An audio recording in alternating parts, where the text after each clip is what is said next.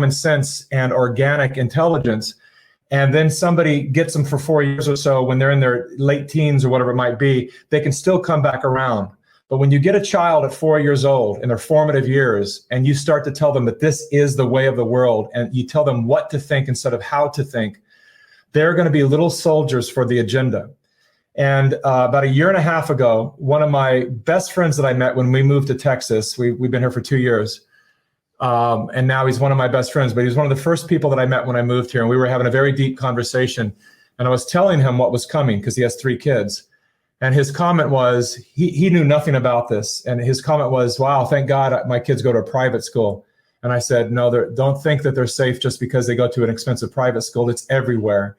And particularly, also in the private schools, because they know that those are the kids that are being groomed for success. And so they absolutely want to get to the next generation of entrepreneurs and big tech giants and all of that.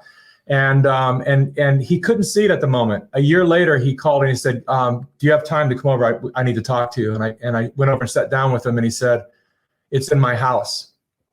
And I said, what is in your house? And he said, that thing you talked about a year ago. He said, my little girl now doesn't know what gender she is. She's been cutting herself. And she says her mother and father are fascist and she hates America and wants to leave. She's 13 years old.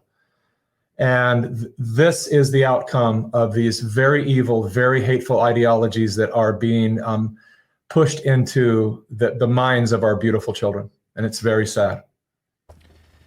Wow. I appreciate you